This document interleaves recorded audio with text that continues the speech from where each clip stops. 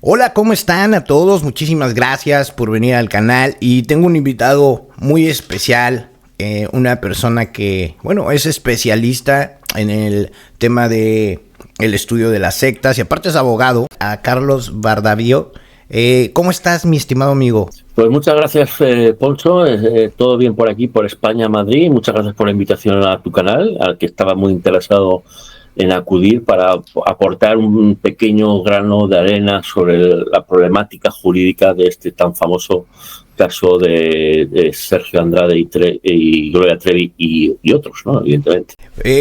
Es uno de los casos, pienso yo, mi estimado Carlos, más polémico en el medio del espectáculo en México y quizás en Latinoamérica. O sea, sí ha sido un caso polémico que a partir de ya más de 20 años de todo este suceso sigue dando de qué hablar y sigue generando polémicas y sigue generando dudas y quizás más dudas que respuestas en algunas ocasiones.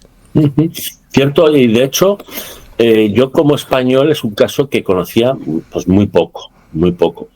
También porque yo soy del año 81, me pilló joven ese caso en España y cuando el caso ya se enjuició, esa parte del caso se enjuició por el tema de Carolina Ayala-Port, yo estaba empezando prácticamente pues en la abogacía. Y aquí en España tuvo cierta repercusión, pero evidentemente nada que ver de la repercusión mediática respecto a México. Pero luego me contactó Liliana. Luego explicaré por qué, o puedo explicar que es por los estudios y el doctorado que hice. Y bueno, y salí 2 veces en el canal de Liliana Regueiro, pues dando ciertas opiniones respecto a ciertos tintes sectarios, ¿no? Que es un motivo de mi tesis doctoral, y también dando en parte cierta opinión jurídica sobre el caso o a dónde podría llevar el caso de ahí en California o incluso en México. Fíjate que a la gente que nos está viendo en su casa, déjenme les digo un poquito el currículum de Carlos para que ustedes vayan entendiendo cuáles son, pues cuál es la experiencia que tiene Carlos en específico. Y bueno, es uno de los máximos especialistas, digo, están viendo su currículum en las pantallas, una secta criminal y que lleva más de 15 años defendiendo a las víctimas en todo el mundo e investigando con publicaciones de ámbito internacional y de renombre. Y aparte, doctor en Derecho de la Universidad de Sevilla, aparte es abogado y socio director de Bardavio Abogados y profesor de la Universidad Internacional de Rioja en España. Y bueno, dentro de las publicaciones destacadas de Carlos, estas sectas criminales y coercitivas en derecho penal mexicano, tratamiento legislativo y dogmático comparado con estas persecuciones coercitivas y propuestas legislativas con el señor Gilberto Santa Rita Támez. Y bueno, y muchos más. Básicamente habla sobre el tema de la coerción, la manipulación. También toca el tema sobre la sentencia que has ganado en la Asociación Española de Víctimas de los Testigos de Jehová. Y bueno, tienes muchas tablas. Ahorita en sus pantallas les estoy poniendo las redes sociales de Carlos para que lo puedan seguir tanto en YouTube, tanto en sus redes sociales personales. Les estoy dejando pues todas las de Instagram y todo. De cualquier manera yo se los voy a dejar aquí en la caja de descripciones, las ligas, por si quieren o requieren los servicios en materia de abogacía, porque Carlos aparte tiene socios abogados en México. Cierto, y de hecho conocen a Olivia, se me ha olvidado el apellido. Olivia ahora. Rubio. Exactamente, sí que son Olivia Rubio es una magnífica abogada, lo sabía antes de conocernos tú y yo, y de conocer el caso de Tamara Zúñiga con ella, ¿no? O con ella o con alguien vinculado a ella, no sé, no quiero yo pues decir más de lo que a lo mejor no sea correcto. Y mis socios que de Ciudad de México la conocen y bueno, pues son socios que en definitiva pues para cualquier asunto vinculado en este ámbito pues y otros ámbitos dentro del derecho penal, pues bueno, nosotros siempre tenemos ese servicio, ¿no? Digamos que internacionalizado entre España y México. Claro, o sea, tiene su despacho jurídico en España y tiene sus socios en México. Y aparte, pues también viaja mucho en México porque Carlos está casado con una mexicana. Entonces, verdad. Entonces Carlos tiene parte de su corazón es mexicano. Pues sí, de hecho mi mujer es mexicana y recientemente ahora es española. Entonces pero realmente yo siempre le digo de broma, tú española no eres, ella me lo reafirma, ella es mexicana, pero por cuestiones burocráticas. Sí, tienen la doble nacionalidad. La doble nacionalidad, pero es mexicana al 100%, ¿eh? O sea, es 100% cuate. Para empezar a platicar un poquito de esto, y le estaba diciendo justamente a Carlos tras las cámaras, yo estaba estudiando obviamente el tema de estudio de las sectas de Josh McDowell, pero este libro en específico pues es un libro muy viejo, es del año del 82. Y obviamente tú estás más actualizado, evidentemente, y ya has sacado también maestrías y tesis sobre el tema de las sectas.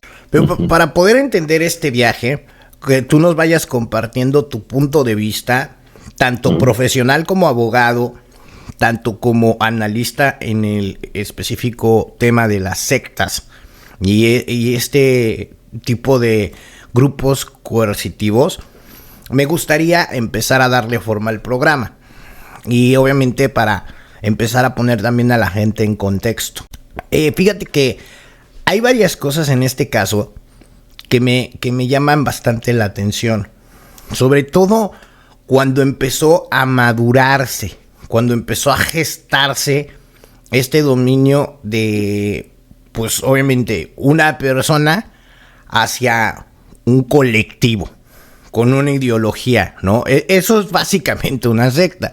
O sea, realmente si ustedes ven los ejemplos como Jimmy Jones, no sé si ustedes conocen el caso de Jimmy Jones, que es una persona que creó su propia religión y que incluso compraron una isla y luego hicieron un suicidio masivo. Ese es un en Guyana Francesa hubo 900 muertos por orden y mandato de este señor Jimmy o James Jones. Sí, yo exactamente ahí, y el ejército americano entró cuando ya había indicios de que se podían suicidar. Llegaron tarde y 900 personas, incluidos muchos niños, pues acabaron muertos malogradamente por esa orden de suicidio, pensando que se iban a ir a un lugar más seguro. Sí, y esto, por ejemplo, es por darles un ejemplo, pero si quieren otro ejemplo más reciente, pues podemos verlo, por ejemplo, en el caso de NXIVM, con Chris Renier, y bueno, pues el más sonado, que es esta actriz que trabajaba en Smallville, Alison Mack,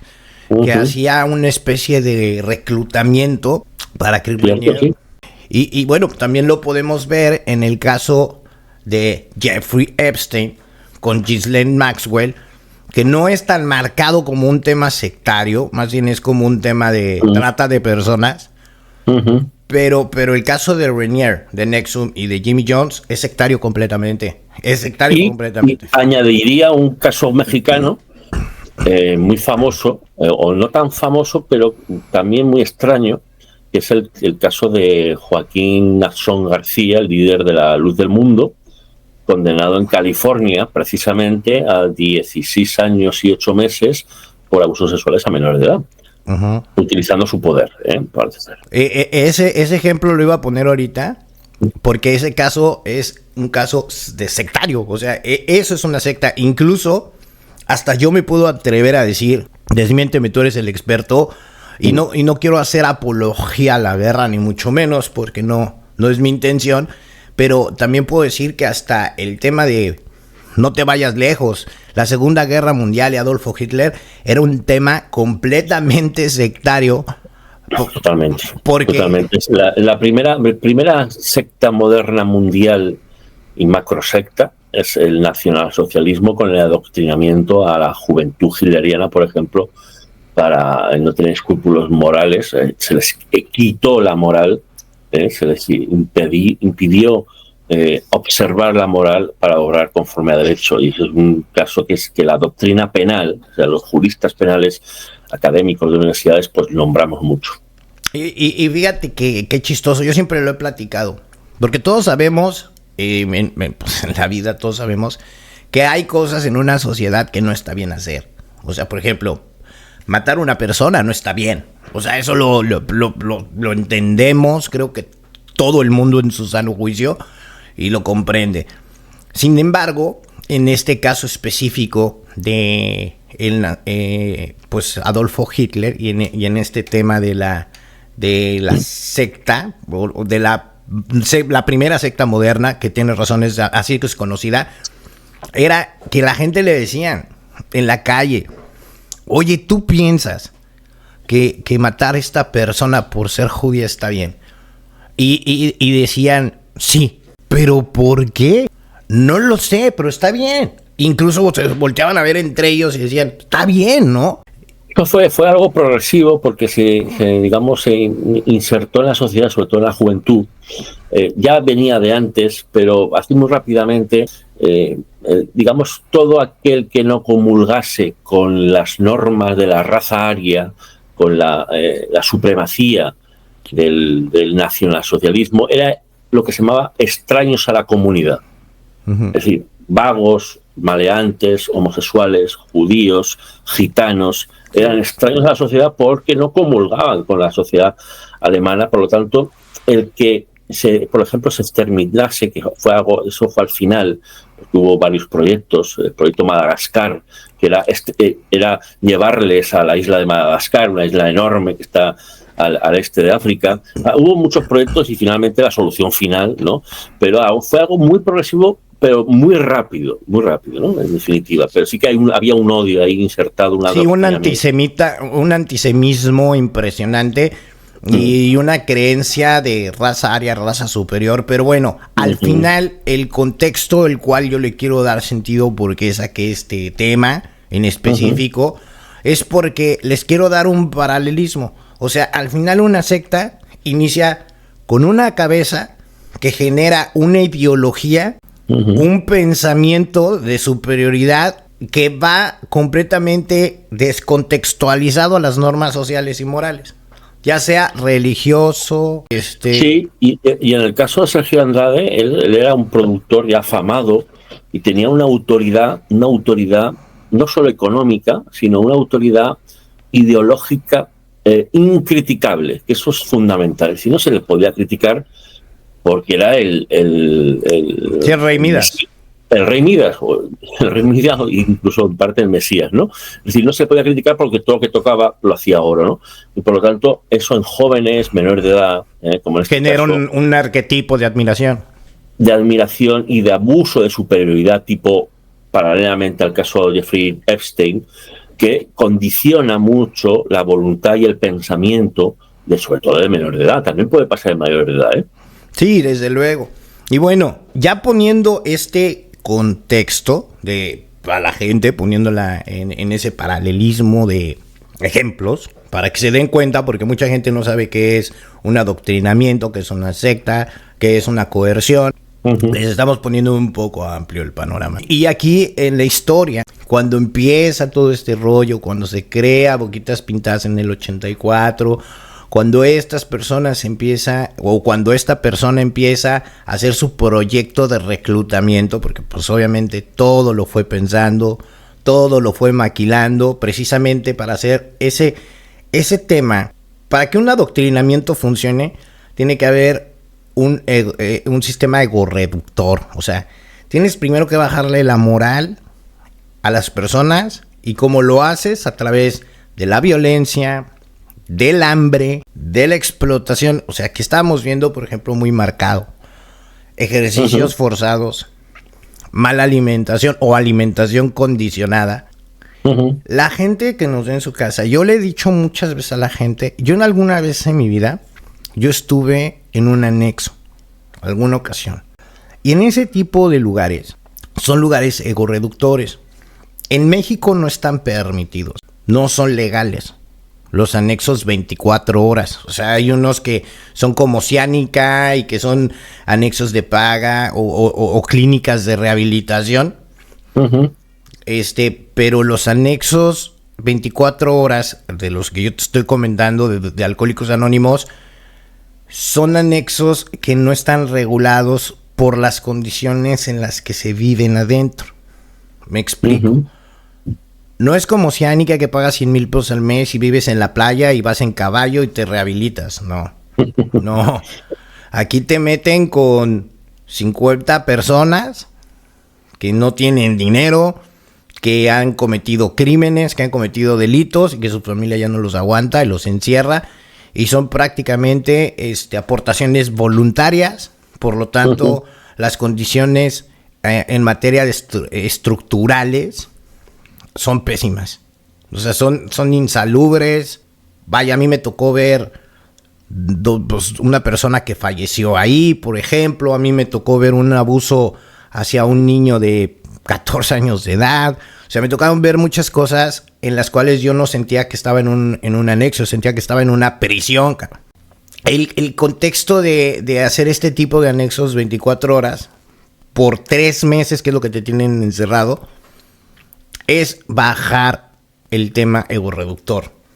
¿Y cómo bajan el tema egorreductor?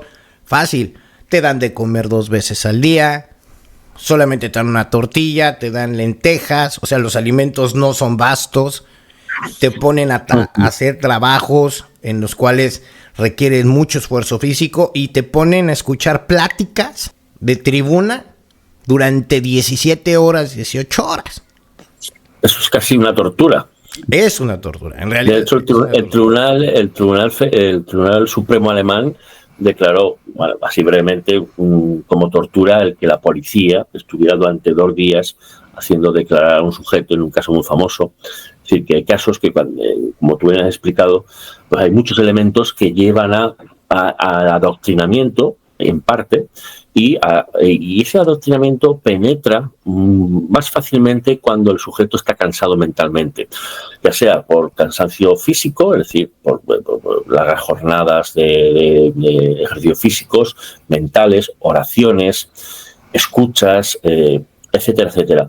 Pero además se combina lo que se llama, dentro del concepto de lavado de cerebro, que es un concepto ya antiguo, ahora existe otro concepto que es manipulación psicológica o persuasión coercitiva, que es muy similar a lo que tú me estás comentando, que es el control de la información, el control cognitivo, el control volitivo, el control ambiental, el control social y el control emocional. Solo voy a poner un ejemplo porque sería muy largo de explicar, o lo pueden ustedes ver en mi canal de YouTube, en donde, pues he ido conferencias en universidades y lo hago de forma un poco más explicada. Pero cuando uno va a un lugar en donde le piden información de su vida, quien lo escucha, que normalmente el líder o los colíderes, pueden utilizar esa información para aquello que se les ha contado de manera positiva, es decir, pues me llevo bien con mi padre, me llevo bien con mi madre, transformarlo en algo negativo, por ejemplo, ¿no? Es decir, no, tus problemas vienen de aquel pequeño conflicto que tuviste con tu padre, con tu madre, aunque te hayas llevado bien toda la vida, fíjate cómo te dominaron. Cómo te empiezan a meter ideas, ¿no? Exactamente. Y eso con el tiempo, progresivamente, y máxime si hay un cansancio mental, un cansancio físico, va penetrando en los sujetos.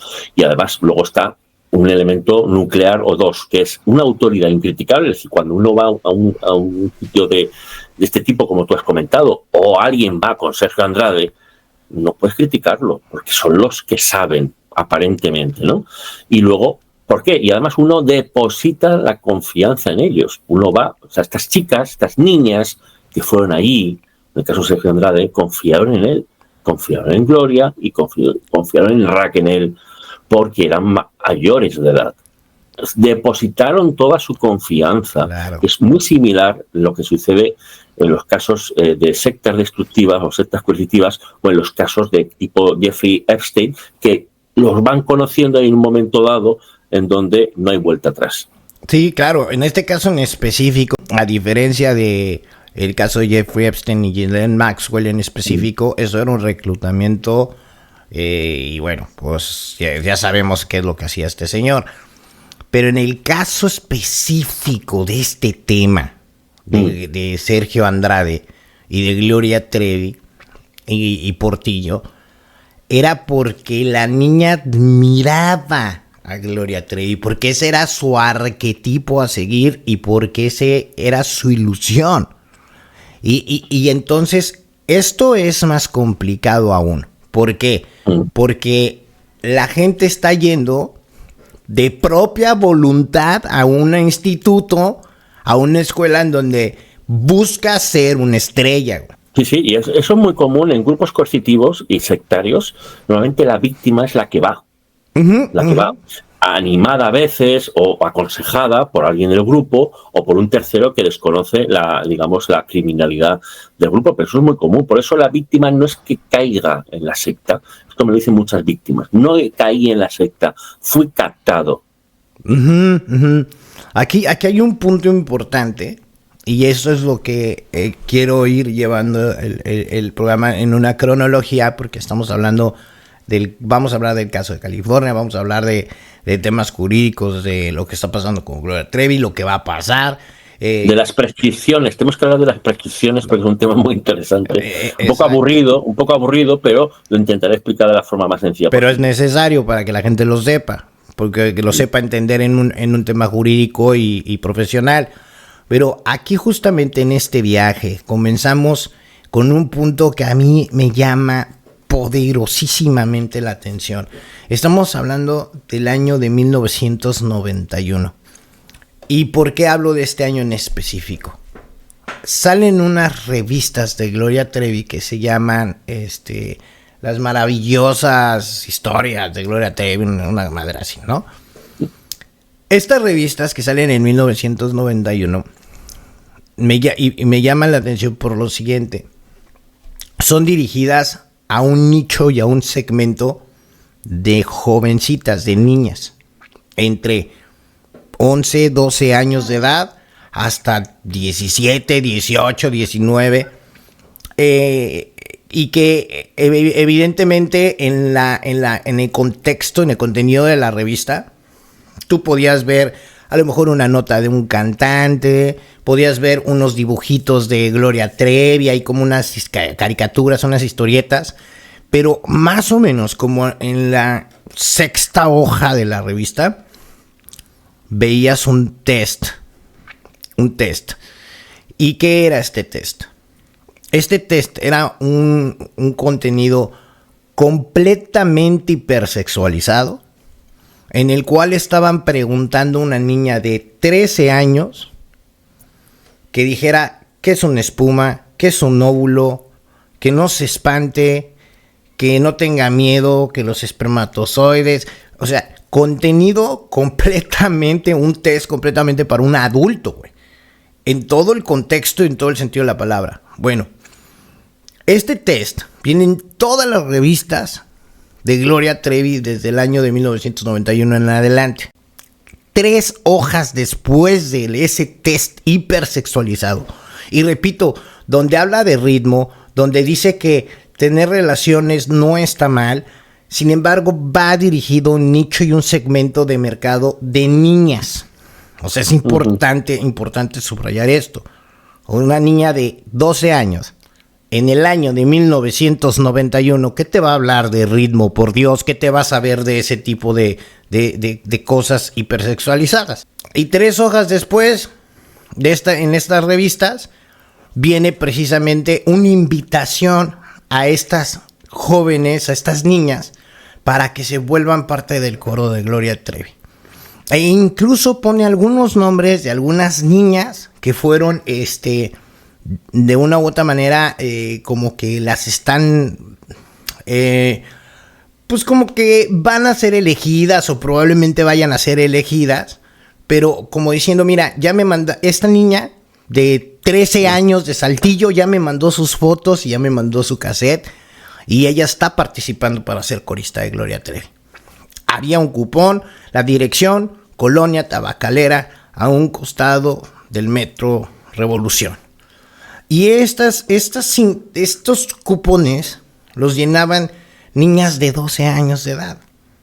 Entonces, aquí lo que me llama es la atención, es que en el año de 1991, en México, lo más fuerte que escuchabas era güey. Y lo más fuerte que pudieras ver en televisión eran a lo mejor una película en la noche en el Canal 11. No, o las películas del 9, de estas películas medio vulgarzonas de Rafael Inclán y todo. No había la forma, más que de manera, digamos, pirata o no, de tener pues un acercamiento a este tipo de información y mega hipersexualizada, es que está hipersexualizada. Sí, fíjate, Poncho, que lo que me dices puede tener dos sentidos. Uno es crear una cierta, bueno, pues fanatización de la juventud en la música del productor y del grupo. Y dos, encontrar víctimas más débiles. ¿Por qué? Porque a lo mejor el productor no tenía, o sea, tenía cierta facilidad ya en aquella época de acceder a grupos de coristas, por la relevancia pública que tenía también Gloria Trevi, o mejor dicho, también a través de Gloria Trevi. Por lo tanto, quién sabe si ese método no solo era un tema de fanatización de la juventud, sino de búsqueda, de alguna manera, de más jovencitas, al objeto de conseguir información de jovencitas, pues de pueblos pequeños o de otros países que tuvieran... No, claro. Pero claro, eso no se, vamos, hasta donde yo sé, no lo sé, no sabemos cuál era la intención, pero sí que es cierto que en aquella época sí que no había tanto miramiento en esa hipersexualización. Más bien no sé cómo no se detectó, ese es mi punto. O sea, cómo los papás, antes de mandar la información y la foto de sus hijas, no se dieron cuenta que 3 planas antes habían unos compadres hablando sobre penetración y sobre no tengas miedo en tener sexo.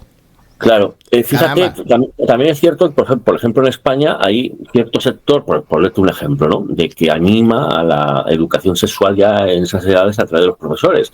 Otro sector en España, y me imagino que en México será muy parecido, no está a favor de que un profesor ajeno, digamos, o no tan cercano como es un padre, de esa educación sexual.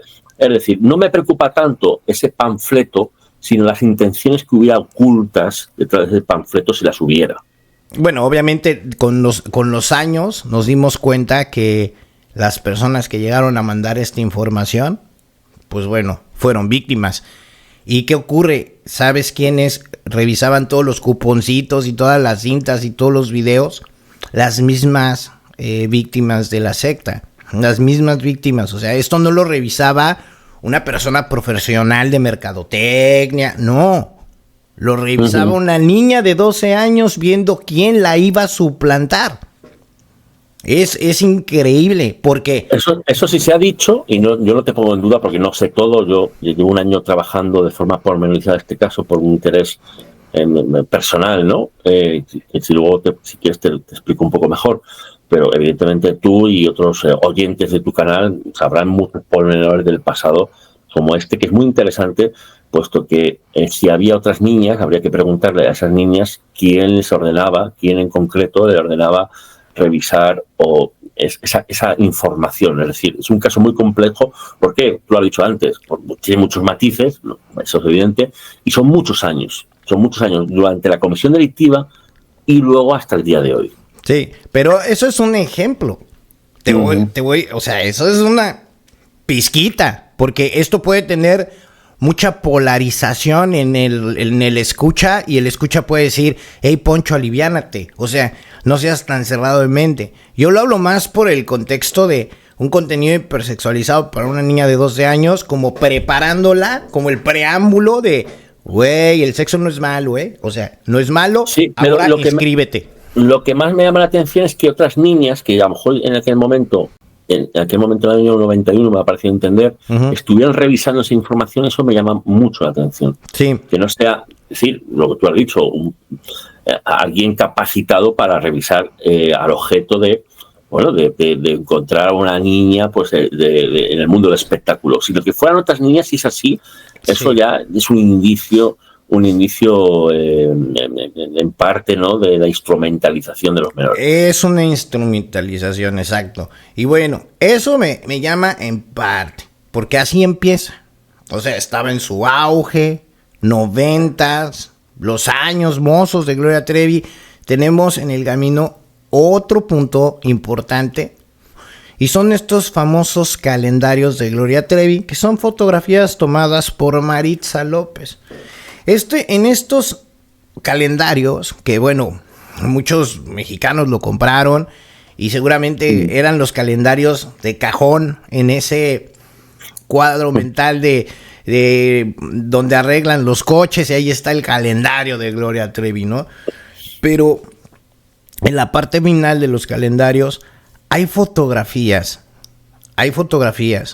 de menores de edad, y al terminar el calendario, o sea, al finalizar de ver el calendario, están teléfonos de estas menores de edad que salieron en los calendarios, que ni siquiera sabían que habían salido en los calendarios, ni siquiera habían autorizado salir en los calendarios.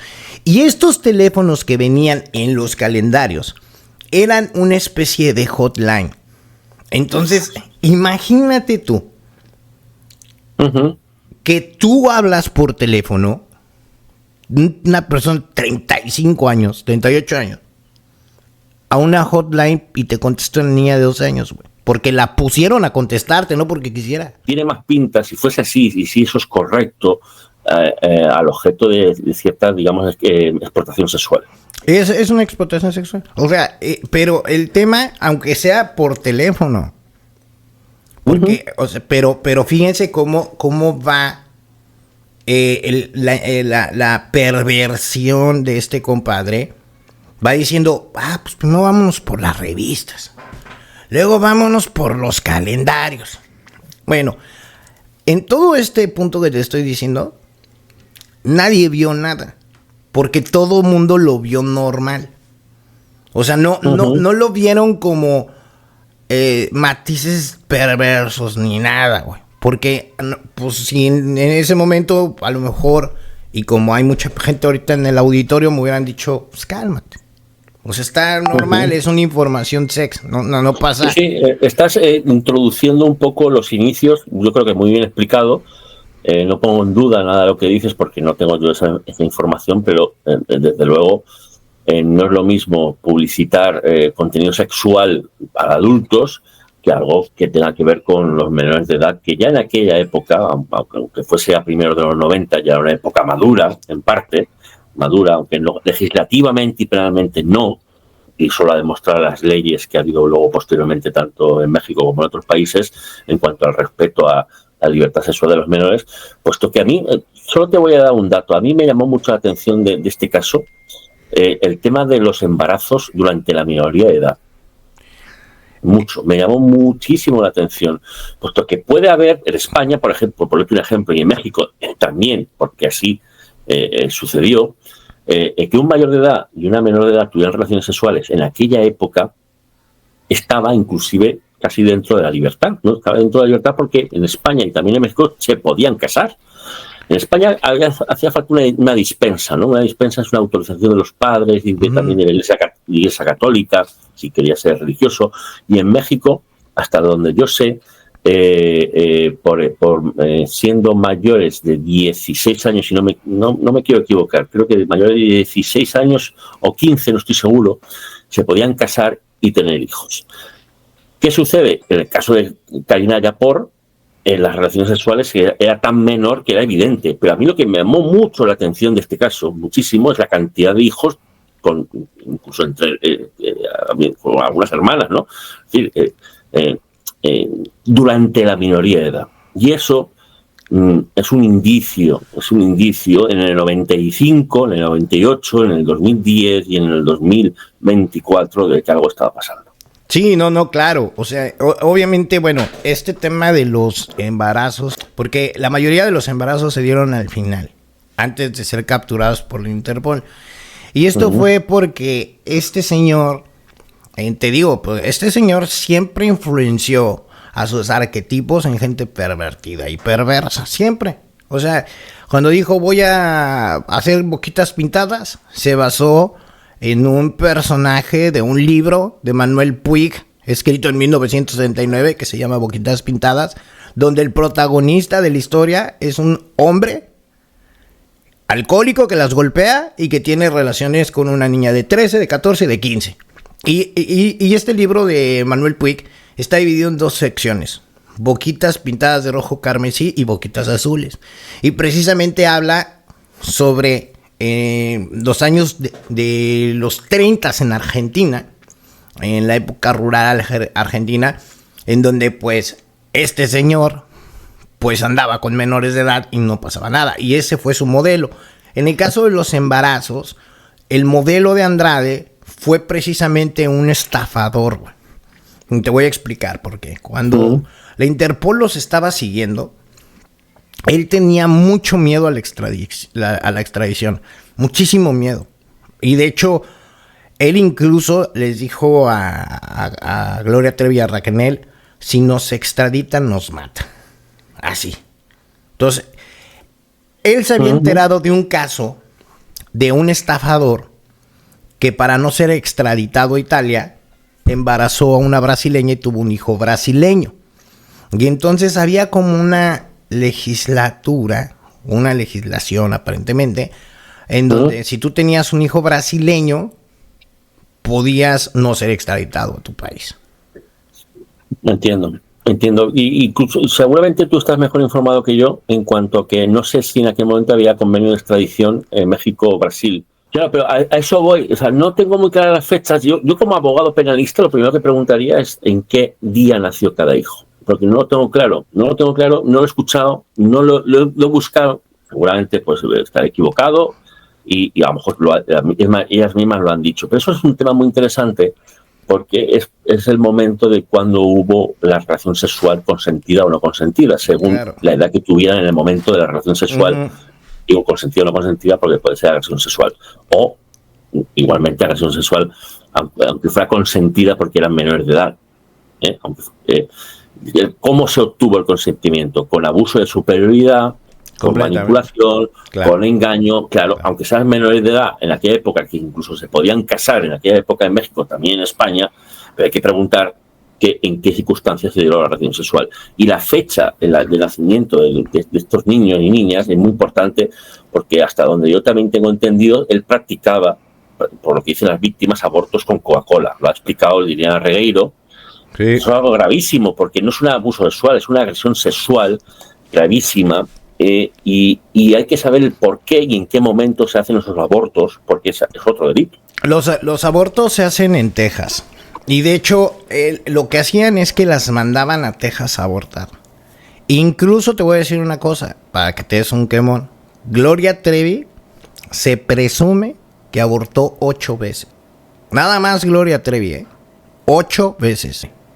Entonces, entiendo que me estás diciendo que durante la minoría y mayoría de edad. No todas, es correcto. O sea, aquí la situación era, una se embarazaba, se iba a Texas a abortar. Hasta el final, hasta la etapa final, en el lapso final, en esa huida del Interpol, porque acuérdate que el libro de Aline sale en 1998. Pero tú hiciste la de primera denuncia, lo has dicho y se ha dicho en 1996. 96. Sí, nada más que las dos primeras denuncias que se hicieron, que fue Guadalupe Carrasco y Aline Hernández, no fueron denuncias, digamos, no les hicieron caso. Pues es que eso lo estuvimos hablando tú y yo en privado antes de esta charla. Eso quiero decir, cuando alguien denuncia algo tan grave, hay que hacer una mínima labor de investigación, caray. Investigación. Y entonces eso ya es un dato muy extraño.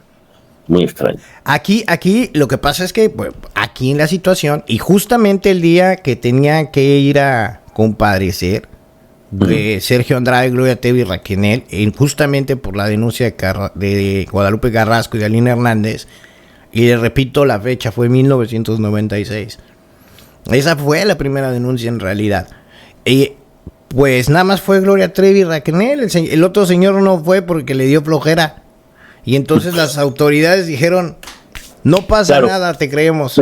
Pero es que si todos estos delitos que normalmente se están cometiendo en la intimidad, pero en aquel momento, en 1996, había muchas niñas en esas casas, o sea, cualquier cerebro humano, cualquier fiscal, cualquier procurador de cualquier estado... Hace una investigación, pues claro. Hace una investigación y no solo... en cuanto a las partes que estaban durante la intimidad, porque el autor va a negar los hechos y la niña, pues en ese caso, los va a afirmar. Hay que preguntar a los demás que estaban ahí. No, y este cronograma que hice, esta cronología la hice a propósito, porque incluso la denuncia fue muy clarita. O sea, ellas contaron todo lo que yo acabo de mencionar anteriormente. Y contaron lo de los calendarios, contaron todo. Absolutamente todo. Y entonces una de las cosas que cuestiona tanto Carla de la Cuesta e incluso Liliana Soledad Regueiro es precisamente eso. Si en 1996 te están diciendo que estas personas están reclutando menores de edad con engaños y que esto es un grupo coercitivo y que estas personas están sufriendo esclavitud, tortura, abuso sex, maltrato, pues están muriendo de hambre y están siendo golpeados todos los días y tú no haces nada y lo desestimas, porque si tú te hubieras puesto a investigar en el 96, probablemente, y lo digo, no hubiera pasado lo de Nadalay, no hubiera pasado lo de Brasil, no hubiera pasado lo que pasó en España, no hubiera pasado un montón de cosas, y si tú te hubieras puesto a rascarle un poquito como autoridad, y no nada más, ay, es que es Gloria Trevi. O sea, como es Gloria Trevi, no hay bronca. Moncho, ¿sabes lo que pasa en México y también en Estados Unidos? Es que el fiscal, antiguamente llamado procurador, tiene demasiado poder. Y te voy a poner un ejemplo. En España, una niña o niño o mayor de edad que denuncia una agresión sexual o abuso sexual, son diferentes en principio, terminológicamente hablando por lo menos, puede llevar el caso a juicio aunque el fiscal no quiera. Eso pasa en España. En cambio, en México, que eso algún día va a cambiar, de hecho, animo, si me está escuchando alguna de las víctimas, a que en cuanto a esa unión que tienen, que cambien esa ley en cuanto a que el fiscal tenga el poder de decidir si una agresión sexual. Oiga, usted no ha sido agredido sexualmente. Usted, fiscal, no ha sido agredido sexualmente, sí o yo. Usted, ¿por qué yo tengo que depender de usted? Eso es gravísimo. Eso es algo que hay que cambiar en México. Y no porque España sea mejor, ni mucho menos, porque también tiene muchos fallos. No, pero tienes razón. Pero tienen su lógica, ¿verdad? Y eso se utilizó de alguna manera o imprudentemente por negligencia del fiscal, en donde denunciaran tanto a Lin como Guadalupe Carrasco, y luego pasó, evidentemente, también en el caso de Karina Yapor, porque hubo, aunque no se llamase denuncia arriba, porque fueron como testigos, si un testigo te cuenta que ha sido violado, está contando un hecho criminal. El que se omitiera unir las carpetas al objeto de llevarla a procedimiento y que ellas constaran como víctimas, no es una negligencia, porque es básico para la lógica humana y jurídica saber que si un testigo te cuenta un delito personal, habría expediente por ese delito. Y como son delitos conexos, el que no se hiciese, delitos conexos porque pasaron en un mismo contexto, ¿no? Vamos a decirlo así, y además delitos muy similares. El que no se hiciese es evidentemente que no es una negligencia. O el juez no sabía de leyes y por lo tanto era, no sé, era barrendero, o era el de los tacos, o con todos los respetos de los tacos, pero eso es dentro de la lógica jurídica de primero de derecho, o menos, o de la preparatoria, está claro. Sí, o sea, desde luego yo entiendo aquí una situación de claros conflictos de intereses, porque como tú lo dices bien atinadamente, en primer lugar había una persona que estaba encargada de una línea de investigación que era la Subprocuraduría de Chihuahua. O sea, esa persona, Óscar Castrejón Rivas, era la persona que estaba encargada de verificar todas estas denuncias que estaban haciendo en Chihuahua. Esas carpetas, esas denuncias se tenían que judicializar y anexar, como tú dices, un conexo. ¿Conexo es correcta la palabra? Delitos conexos. Eso la palabra vale tanto en España como en México. Son delitos conexos, es decir, conectados, ¿no? Sí, claro. Y hay que llevarlo en el mismo procedimiento, porque si no, tal y como hablábamos ayer, habría por 50 juicios para un mismo caso, ¿no? Sí, 60 demandas, 70 demandas. Pero eso es de una lógica jurídica, procesal que se hace en prácticamente todo el mundo, porque es que si no estaría todo saturado. Fíjate, es triste en México eso, en ocasiones, porque, mira, te voy a poner dos ejemplos claros. Uno es una joven menor de edad, que fue abusada sex en Veracruz, güey, y metió su denuncia por abuso sex.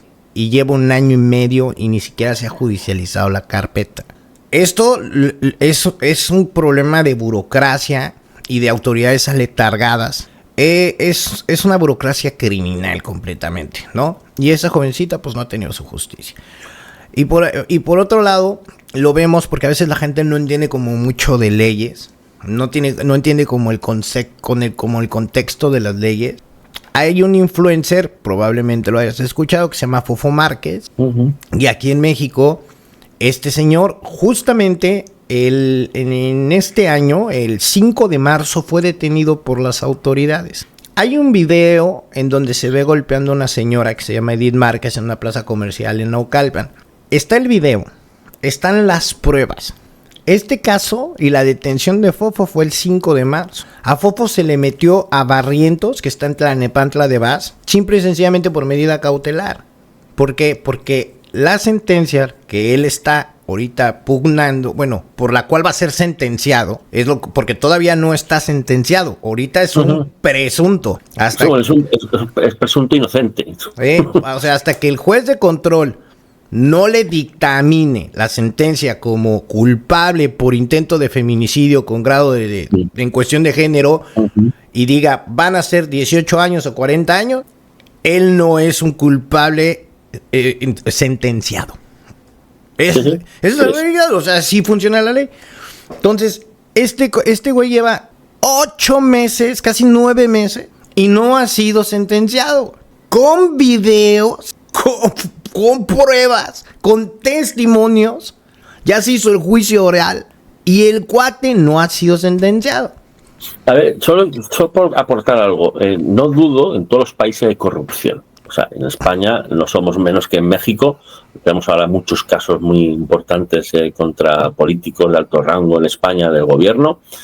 Quien se quiera informar que se informe, pero seguro que algunos de tus suscriptores y oyentes lo sabrán. Y en México también pasa, ¿no? Pero también es cierto que el presupuesto de justicia, el dinero que se invierte en justicia es mucho más bajo que en cualquier poder del Estado. Es decir, los recursos son muy bajos en cuanto a administración de justicia. Uh-huh. Sí, ya no hablo de la policía.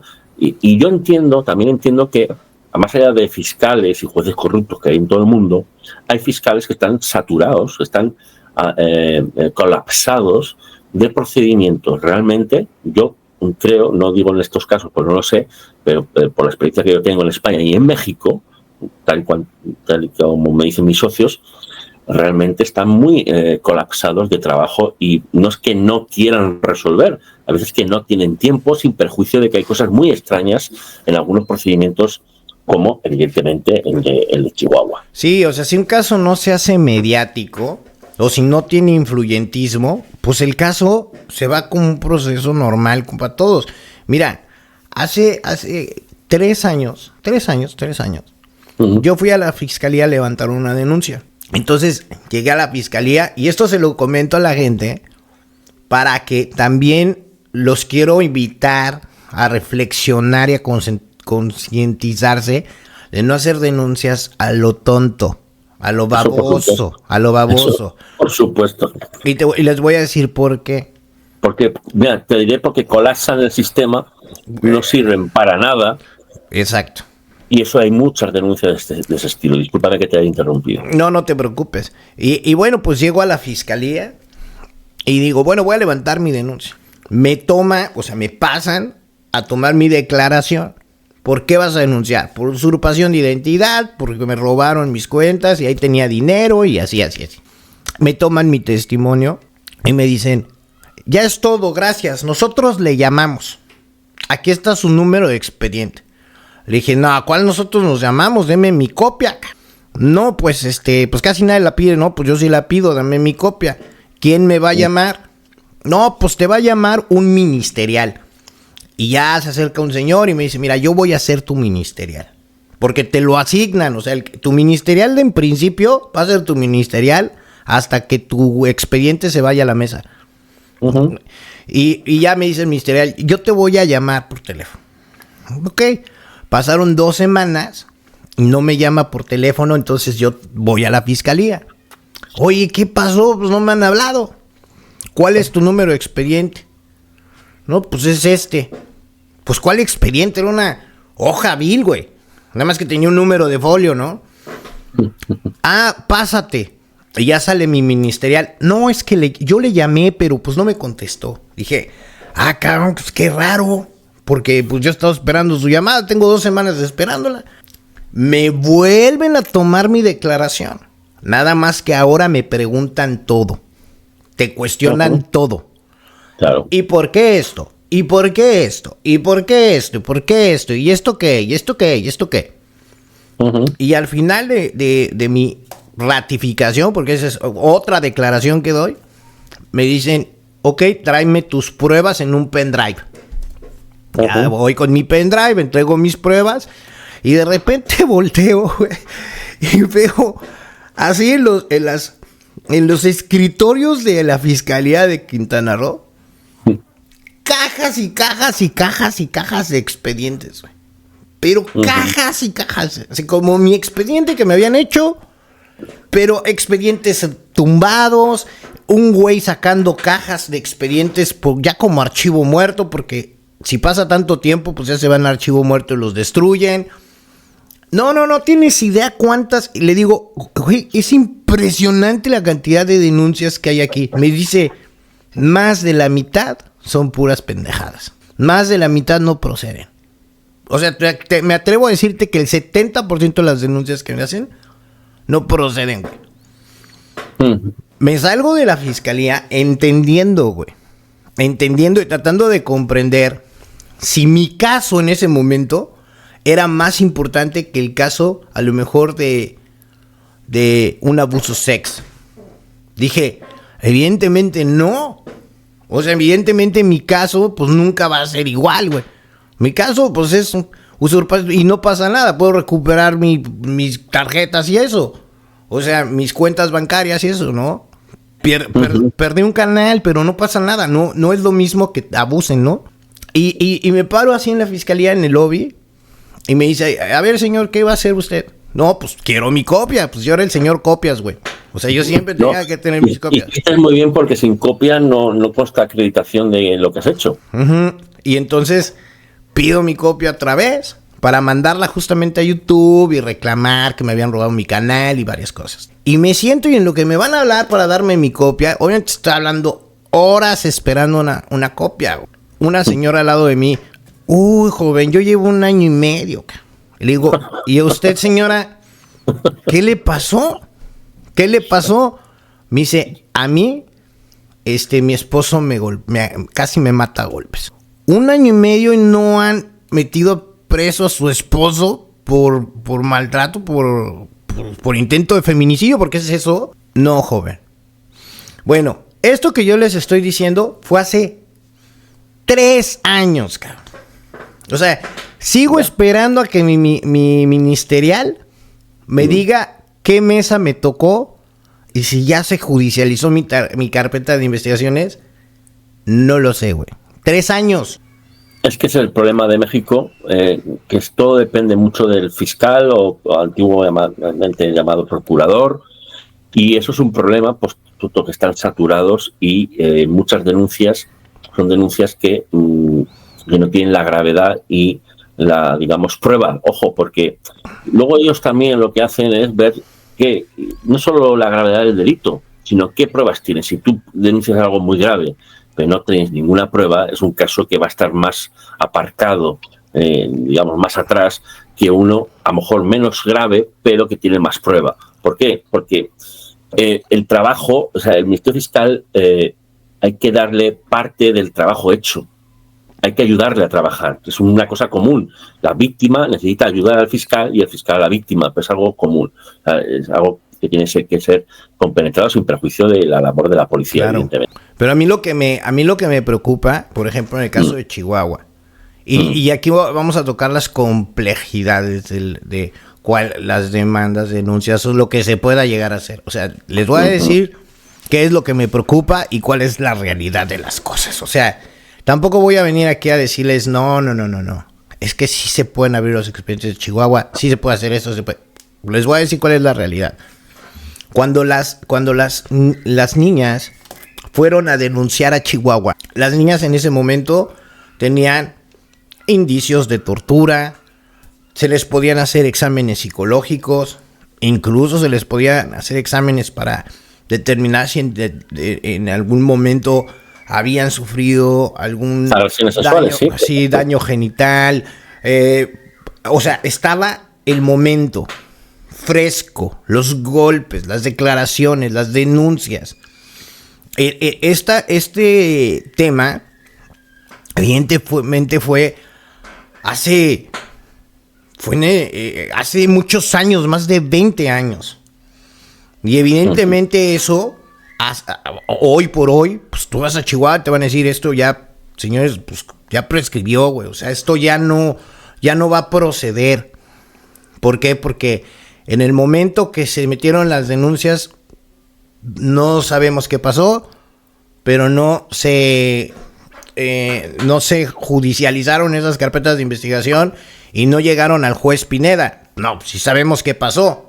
Sabemos claramente lo que pasó. El señor Óscar Castrejón no le dio seguimiento ni hizo la línea de investigación para que la fiscal en ese momento, la señora Patricia, judicializara esas carpetas de investigación y hiciera un conexo con la denuncia de Karina Alejandra Yapor, que era lo legalmente lógico, porque ahí era, entrégame pruebas, cabrón, salían en la televisión todos los días. O sea, prueba había, a borbotones habían pruebas. O sea, habrían pruebas de todo y las denuncias estaban hechas en tiempo y forma. Estas denuncias, hoy por hoy, la Procuraduría de Chihuahua o el gobierno va a decir, abran las carpetas de investigación. Mira, yo te voy a dar mi opinión. Yo, desde que empecé a estudiar este caso jurídicamente, porque jurídicamente lo que se ha publicado y algo de parte del expediente de Chihuahua tengo, pero evidentemente si no tengo todo no puedo más que dar una conclusión parcial, ¿no? Claro. Parcial. No tengo el expediente que enseñó hace poco, creo que fue Carla de la Cuesta, que tenía en su casa, o donde estaban todos los tomos, los miles de páginas, pero me hago una idea porque yo estoy habituado a trabajar ese tipo de trabajo, ¿no?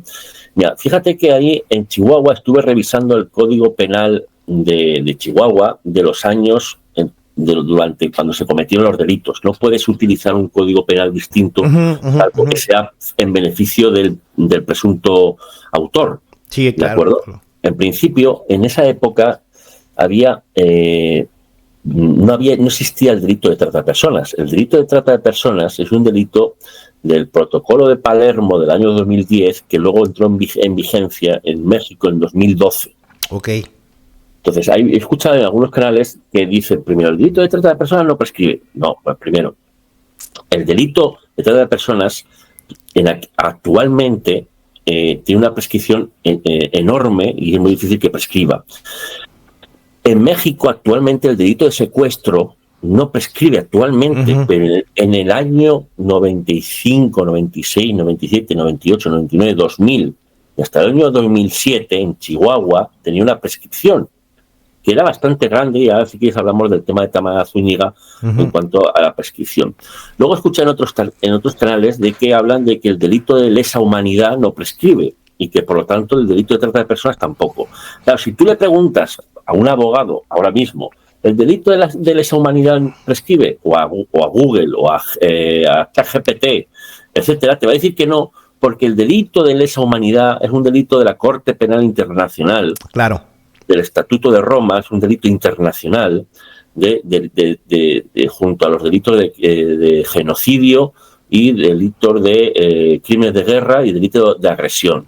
Y no prescriben desde el año 2002, en el momento en el que entró en vigor, al menos en España, el Estatuto de Roma, que es el Código Penal Internacional. ¿De acuerdo? No prescriben ahora, pero antes sí, porque el delito de lesa humanidad, fíjate si es fácil de entender, es un ataque sistemático y generalizado contra la población civil. Y lo estoy diciendo de memoria. Cualquiera puede descargarse el Estatuto de Roma y ver en el artículo concretamente, os lo voy a decir para que quien quiera verlo, porque para que no parezca que me lo estoy inventando. El artículo 7 dice que se cometa como parte de un ataque generalizado o sistemático contra la población civil y con conocimiento de dicho ataque se cometa asesinato, exterminio, esclavitud, ¿de acuerdo? Pero tiene que ser un ataque generalizado y sistemático contra la población civil. Claro. Yo entiendo que la sociedad, tú mismo o cualquier persona que no conozca las leyes profundamente, pues diga, oye, esto es un delito de lesa humanidad. Bueno, respetaré tu opinión, pero jurídicamente no es un delito de lesa humanidad. Y además, en aquel momento que pasó todo esto, no existía el delito de trata de personas. Por lo tanto, si una víctima, te voy a poner un ejemplo porque en parte ha pasado, y lo sé lo sé a ciencia cierta que a alguna víctima le ha pasado. Si una de las víctimas de este caso va a un abogado actualmente y dice, oiga, el delito de trata de personas se podría abrir en México, el abogado le va a decir que no. ¿Por qué? Porque no existe el delito de trata de personas en México en aquel año. Claro. Y además, ¿en qué lugar? No existía en todo México. Pero ahora te voy a poner otro ejemplo. Si el delito de secuestro se comete en Ciudad de México en el año 1995, no existía un delito de secuestro en Ciudad de México de forma tan clara, estipulado de forma tan clara como en Chihuahua. Entonces, te va a preguntar el abogado, ¿en qué estado me está usted preguntando se cometió el delito de secuestro? ¿En qué estado? Porque necesita ver cuáles son los requisitos del delito de secuestro en el estado de Chihuahua o en el estado de Ciudad de México. Porque no es lo mismo, es lo mismo. Porque en Ciudad de México se aplicaba en aquel momento, hasta el año 2002, si no recuerdo mal, se aplicaba el Código Penal Federal en Ciudad de México, porque era Distrito Federal. Y hasta no hace mucho, ahora ya se aplica el Código Penal de Ciudad de México. Uh-huh. Bueno, no quiero aburrir a la población. Lo que quiero que la gente entienda que si tú le preguntas a un abogado si el delito de lesa humanidad prescribe, te va a decir que no, porque es un delito de derecho penal internacional. Sí. Si le preguntas si un delito de trata de personas prescribe, te va a preguntar en qué país y en qué año. Y si le dices que fue en México en 1995 o en el año 2000, te va a decir que no existe el delito de trata de personas porque se instauró en el año 2012.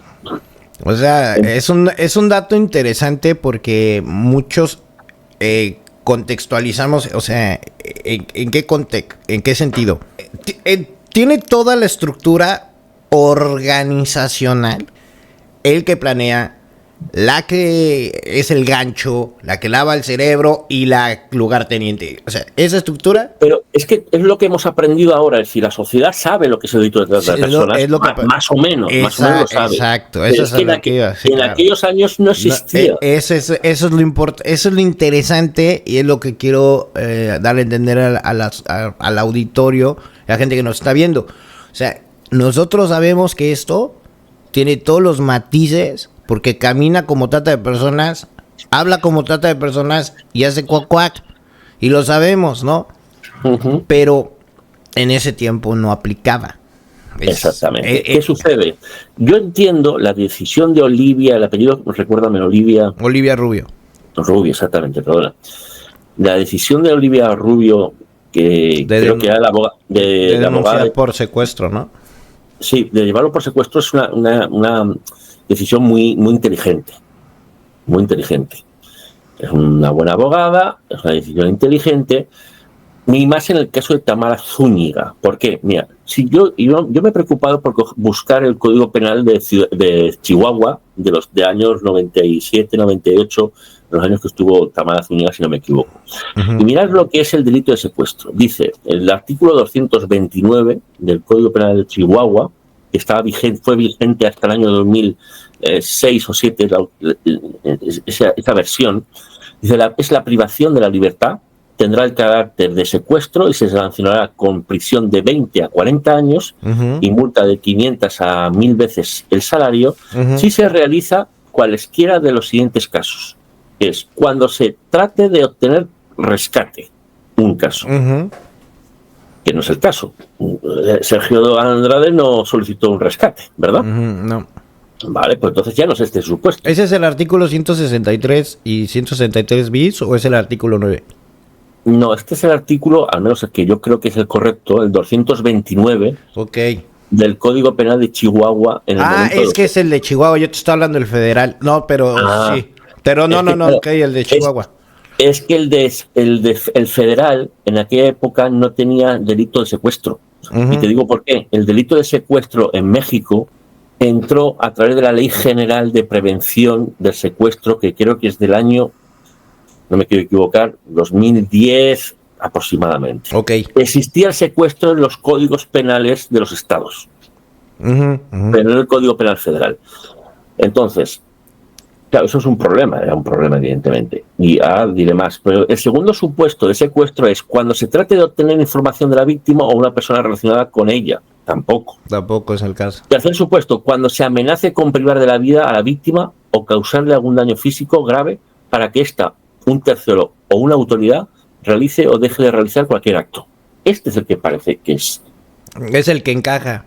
El que encaja, ¿por qué? Porque dice Tamara que estaba privada de libertad, ojo, no siempre, también lo ha dicho ella, y se le amenazó con, la pregunta es, o parece que ella dice, que se le amenazó con privarle de la vida o causarle algún daño físico. Sí, de hecho fue golpeada y fue abusada. O sea, el tema de Tamara en específico, y por lo que yo pienso, y bueno, no solamente lo pienso, porque he hablado con la abogada, y he hablado con varios despachos jurídicos penalistas. Entonces, el caso de Tamara es que Tamara a los 13 años de edad llama por teléfono a Gloria Trevi Arracanel. Ella llama por teléfono. Su hermana ya estaba allá. O sea, su hermana se fue 2 años antes. Y entonces ellas, y es ahí donde yo digo la responsabilidad de las coparticipantes, ¿no? En este caso en específico es la realidad. Gloria tenía 27 años, Raquel tenía 25 años, te estoy hablando 1995, Tamara Zúñiga tenía 13 años de edad. Ellas le dicen 20. Ya para el 95, o sea, estamos hablando de un año antes de que Aline Hernández y Guadalupe denunciaran, ya habían golpes, ya habían maltratos, ya habían abusos sex, ya había una comuna, y ya empezaba a formarse una secta. Eso es una realidad. Y entonces ellas le dicen, vente. Y entonces ella va pensando que va a ser corista, artista, no sé. Y obviamente pues, la pasa a recoger Gabriel Holguín, se la lleva a una casa, ¿sabes? Y a ella en específico le encierran en una choza, ahí en Zihuatanejo. Y la tienen encerrada. Sí, pero fíjate una cosa, déjame que te haga una precisión. La víctima se puede explicar como quiera, estaba encerrada, pero técnicamente, si coges su testimonio que ha dado en algún canal últimamente, técnicamente no estaba encerrada. No todo el tiempo, claro. Quiero decir, ¿a dónde voy con esto? Y no es que me esté riendo, sino que la víctima, este es el problema que pasa muchas veces, la víctima se explicará como quiera, en su semántica y en su forma de... Pero otra cosa que el delito haya sido... o como claro, tú lo estás interpretando. Exactamente, aquí voy. No estoy negando que... No estoy dudando o no estoy negando que sea un delito de secuestro o pudiera ser un delito de secuestro, porque además el delito de secuestro, el siguiente artículo, el 229 bis, habla de que también secuestro con violencia física o moral, ¿de acuerdo? Pero tiene que estar detenida. Para estar detenido, la interpretación tradicional del secuestro es que estés encerrada, claro. Pero de verdad, no de que salgo y le pregunto a quien me custodia, oiga, ¿qué hago? ¿Puedo salir o no puedo salir? No, y te dicen, no puede usted salir sin ningún arma. Vale. Entonces, ¿por qué? Porque el concepto tradicional de detención ilegal o de secuestro... Oye, es pues algo te vendan, te amarran las manos y te meten en un cuarto. Claro, exactamente. Entonces, claro, cuando tú escuchas el testimonio de Tamara Zúñiga, chirría un poco el hecho de que pudiera salir. De hecho, pudo salir, intentó suicidarse, etcétera, etcétera. Bueno, bien, ¿a qué voy con todo esto? A que los artículos del Código Penal de Chihuahua, en este caso, hay que interpretarlos de una forma moderna, a pesar de que hay que aplicar el Código Penal vigente en aquel momento. Es decir, en la detención puede ser, porque además el Código Penal dice detención, ¿no? De hecho, la palabra concreta dice, un momento, para que ustedes me entiendan, ¿no? La privación de libertad. Claro, dice el de los 229 y luego 229 dice la privación de libertad. ¿Qué es privar la libertad? Hombre, pues normalmente es que no puedas salir de un sitio porque no tienes la llave o porque estás atado, como tú bien has explicado. Pero ojo, ¿a qué voy con esto? A que si tú interpretas que el secuestro, el supuesto secuestro, que no lo dudo, de Tamara Zúñiga es por secuestro, ¿de acuerdo? Es decir, que no podía salir, pero a veces podía salir, el mismo argumento... No te hace sentido, pues claro. El mismo argumento te sirve para las demás chicas. Claro. Podían salir, pero estaban bajo amenaza de muerte. Sí, o sea, si lo quieres ver de esa manera, sí. Entonces, si tú utilizas un argumento para una cosa y lo puedes utilizar también para las otras chicas, claro, ¿a qué voy con esto? No estoy diciendo que se pueda aplicar el delito de secuestro, porque es una aplicación muy forzada para las demás chicas. Para la de Tamara, como estuvo encerrada, parece ser bajo llave un tiempo, pero otra parte no estuvo tan bajo llave, sino que había una custodia sin armas, es decir, que podía salir, de hecho salió y se intentó suicidar, las otras chicas también podían salir, y de hecho salieron, pero estaban... ¿Cuál es el núcleo esencial de ambas chicas, o mejor dicho, de Tamara Zúñiga y las demás chicas? De que todas no podían salir bajo amenaza de muerte. Es decir, estaban privadas en libertad. Pero este razonamiento que acabo de hacer es un razonamiento interpretativo de las leyes. ¿A qué voy con esto? Y termino ya porque no quiero aburrir a tu autoaudiencia. No, está bien interesante. Está interesante. Cuando una víctima te pregunta, como a mí me ha preguntado a una víctima de este caso, ¿qué se podría hacer en México? Yo les digo, mira, en principio nada, porque es muy difícil. Claro. Es muy difícil, pero ojo, si un buen abogado le dice, mira, tienes muy pocas posibilidades, yo no lo veo, lo veo muy difícil. Yo también. Lo veo muy difícil. ¿Que quieres denunciar? Bueno, pues para adelante. Pero hay que hacer un trabajo. Pero de ahí que procedas es muy diferente. Es muy diferente, es muy difícil. El caso de Tamara Zúñiga a lo mejor es un poquito más fácil porque hubo ciertos periodos de en privación. los que sí estuvo encerrada, exacto. Pero ojo, habría que preguntarle, ¿encerrada en qué sentido? Porque a mí no me queda claro. Sí, o sea, aquí lo que me imagino que la defensa estaba, por eso denunciaron en la Fiscalía de la Ciudad de México, es porque justamente entra el Código Penal 364 que establece que, pues, primero el delito de secuestro no prescribe y yo me imagino que por esa razón dijeron vámonos a la Ciudad de México porque aquí ya no hay prescripción del delito. Pero la ley es muy clara. O sea, la ley dice por privar de la libertad a alguna persona. Si yo te privo ahorita de la libertad y me agarra la policía o sea, el mismo día, la sentencia es de 6 meses a 3 años de prisión y de 25 a 100 días de multa. Pero si yo te tengo encerrado por cada día que pase, a mí me dan 1 mes de sentencia por cada día adicional que pase de tu privación de tu libertad y así va aumentando mi pena. Exactamente. Entonces, también la pena aumenta, y es importante, si la privación de la libertad es con violencia, también aumenta y cambia, digamos, la percepción del juez de control si la víctima es menor de 16 años. Y también cambia la perspectiva del juez de control si la víctima está en una situación de inferioridad física y moral y mental. Entonces, si ustedes se dan cuenta, el englobar el tema del secuestro puede tener diferentes matices. O sea, puede ser un secuestro express, puede ser un secuestro de un día, puede ser con una extorsión por dinero o por una violencia física o una amenaza de muerte. Es decir, hay muchos elementos que según se den en cada caso, hay que preguntar a cada víctima de este para caso. Que se haga una correcta interpretación. Se tipifique. Exactamente, pero también te digo una cosa. Hasta donde yo sé, no quiero yo ser, es decir, al final todo cabe interpretación, aunque hay que estudiarlo, ¿no?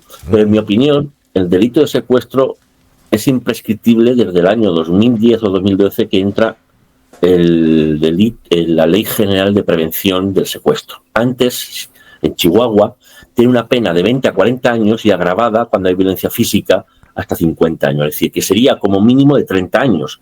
Yo te escuché decir, creo que fue a ti, que el delito de secuestro en Chihuahua eran 30 años de prescripción. Y para mí es correcto. Pero ojo, claro, lo que se duda que le sirva a Tamara Zúñiga, que puede servirle, pero ojo, según como lo diga. Es que ahí está el problema. Es que es el tema. O sea, el problema es que radica en que el juez no se va a tocar el control. El juez no le importa YouTube. El juez no le interesa lo que pienses. No. O sea, el juez, por eso se llama juez de control. O sea, ni siquiera, y aquí la gente es cuando tiene que saber interpretar los procesos penales. El que decide no es el Ministerio Público, no es la Fiscalía, no. Ni es el ministerial, es el juez de control. Es el que decide. El Ministerio Público, o sea, la Fiscalía es el lugar a donde vas a denunciar. Fiscalía. Y el que te escucha, el que escucha tu... Porque si no, imagínate, cualquier persona podría llegar a demandar y cualquier persona podría llegar a denunciar, así como lo estábamos platicando en Quintana Roo, ¿no? Que había pilas de expedientes. El Ministerio Público te escucha y el Ministerio Público analiza si tu caso vale la pena ser judicializado. O sea, el Ministerio Público es el filtro. El que decide es el juez. Pero aquí el problema con Tamara es que tú no puedes llegar a un Ministerio Público y hacer una declaración a medios chiles. No puedes. Tienes que decir desde el momento. Eso es correcto. Además, habría que ver, yo como abogado me pregunto, ¿qué denuncia puso? ¿Qué dijo en esa primera denuncia? ¿Qué dato faltaba? Porque, a ver, lo lógico, normalmente, cuando haces una primera denuncia, es que pongas el todo. ¿Por qué? Porque, hombre, quiero decir, esto es un trabajo profesional. ¿Qué voy a mandar a la clienta a decir dos cosas? Me han secuestrado Sergio Andrade y estuve 3 años y me volví. O sea, no, tú vas con todo. Cuando vas con todo, cuentas todo. Claro. Eso es una denuncia como Dios manda, profesional. Bueno, eso es lo que yo entiendo que se hizo. ¿Qué sucede? Que muchas veces las víctimas, ojo, y lo que voy a decir, que esto es muy interesante porque lo he escuchado en este caso y he hablado con alguna, en esos momentos del hecho delictivo no consideran víctimas ni autores, es decir, o ni víctimas o ni autores a algunas de las otras personas que hubiera ahí. Y eso es porque, por ejemplo, puede haber un síndrome de Estocolmo, o porque en aquel momento no tienes la madurez intelectual para percibir que la maldad o el hecho contributivo o participativo de otras personas, ¿de acuerdo? ¿A qué voy con esto? A lo que yo he notado es que hay ciertas víctimas, y esto ya solo es una opinión mía, que pueden haber considerado que tal persona no era víctima o que tal persona no era autora o partícipe, porque hubo en algún momento de la vida pues cierta simpatía o cierta ayuda en momentos puntuales. Voy a poner otro ejemplo para que quede más claro. Yo le pregunté a una víctima del caso Sergio Andrade en privado y le pregunté, bueno, ¿qué es lo que has visto tú de Gloria Trevi por el cual cambiaste tu opinión? Sí, me estás diciendo ahora que es víctima. O sea, tú me estás contando un relato, pero yo no escucho en tu relato nada que me haga pensar que Gloria Trevi es víctima. Así, ¿qué hecho específico y claro de tu relato me estás contando por el cual cualquier persona o tú misma llegas a la conclusión de que Gloria Trevi es víctima? Y no me supo contestar. Ojo, fíjate, alguien que decía que Gloria Trevi era víctima no me supo contestar a qué hecho delictivo concreto vio por el cual le hiciera pensar que era víctima. Sí, claro. O sea, entonces, si trasladas esto al tema de Tamara Zúñiga, es un poco, es decir, que ella no considere víctima o mejor dicho, sí, Sí, que no considera autora o partícipe a Gloria Trevi o a Raquel, es su opinión yo no sé cómo decirlo, su opinión pues vale, pero es lo que tú decías en algún vídeo, su opinión respecto a la participación de Gloria Trevi o Raquel u otras personas es una opinión que luego tiene que estar avalada por hechos desde probados. Luego. Desde luego, o sea, acabas de decir una palabra que yo siento que le diste al clavo cañón. Cuando dijiste, bueno, al principio, la primera percepción. Porque hay que entender, cuando tú eres una víctima, ¿por qué vas al psicólogo, cabrón? ¿Por qué vas al psiquiatra? ¿Por qué hablas con gente profesional? ¿Por qué? Porque estás improntadísimo, cabrón. Estás improntado. ¿Por qué las víctimas de abuso sex denuncian 4, 5, 6 años después, 7 años después? Y más. ¿Por qué? Porque llega un momento en que las víctimas empiezan a discernir entre lo que es correcto y lo que es incorrecto. Llega un momento... Poncho, solo un detalle. La prescripción en delitos de agresión sexual es altísima, tanto en México como en España, como en otros países actualmente. ¿Por qué? Porque la víctima de una agresión sexual durante la minoría de edad o abuso sexual tarda muchas décadas, muchos años y décadas en denunciar por falta de madurez, por falta de fuerza, problemas psicológicos, etcétera. Y por eso las leyes ampliaron mucho la prescripción de estos delitos. Eso, fíjate, solo para denunciar al autor de la agresión sexual. Imagínate para lo que es la percepción de los copartícipes de una agresión sexual. Eso. Entonces, sí, evidentemente en ese momento, si tú le hubieras preguntado a algunas de las menores de edad que si consideraban que Gloria Trevi era una copartícipe o Raquel Portillo era una copartícipe, que para mi punto de vista sí lo son, te hubieran dicho no. ¿Por qué?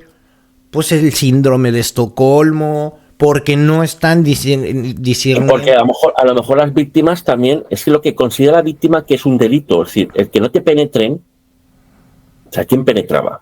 Penetraba por Sergio Andrade, supuestamente, entiendo yo, sí, que era agresión sexual.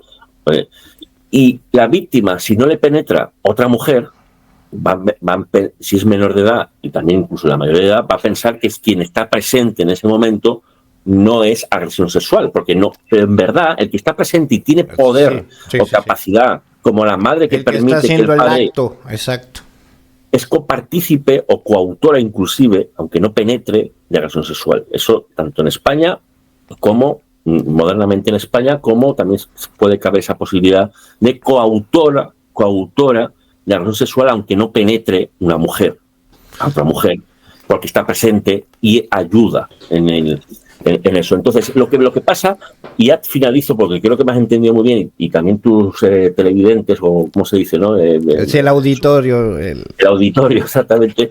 Es que muchas veces lo que te cuente la víctima, a mí como abogado, hay que reinterpretar lo que en verdad quiere decir. Y vuelvo al caso de antes. Una víctima de este caso me dijo, creo que Gloria Trevi no es víctima. Perdón, creo que Gloria Trevi es víctima, perdón. Pero no te supo decir por qué cree que es víctima. Simplemente la tiene en ese concepto, pero no sabe ni por qué. Claro, yo le pregunté, ¿pero en qué te vas para decir que es víctima? ¿Qué has visto? Y lo que me contó que había visto, yo desde mi perspectiva, de lo que me contó, no daba para llegar a esa conclusión. Sí, claro. No quiero decir que Gloria Trevi no sea víctima, no estoy diciendo eso, estoy diciendo que en base a lo que se me contó, yo no detecté que fuera víctima. Sí, en base a tu experiencia, en tu expertise, no. O sea, yo ahí, en el caso específico, ya para cerrar el tema de Tamara, yo lo que sí siento es que ella tiene que entender, o sea, en este concepto, de que si ella quiere hacer justicia, tiene que decir su verdad y las leyes tienen que interpretar en base a su declaración y su testimonio qué onda.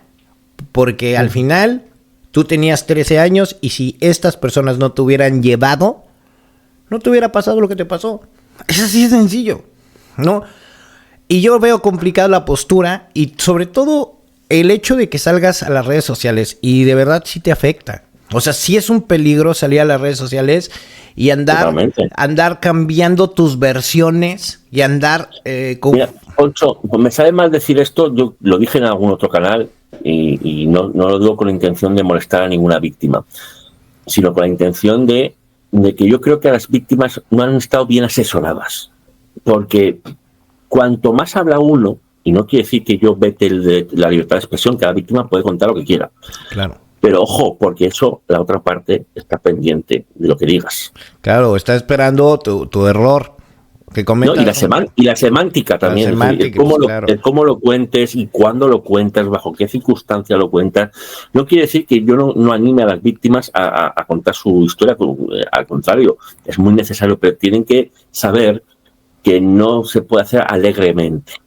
Sí, o sea, lo que yo sí siento, y así por ponerlos en este panorama real, en el mundo real, o sea, les vengo a decir verdades, digo, aquí tengo un abogado al lado de mí, y si me equivoco, por favor, desmiénteme. Yo la verdad, y lo digo con mucho respeto, yo veo el caso de Tamara, ahorita en este momento, prácticamente imposible de que lo gane.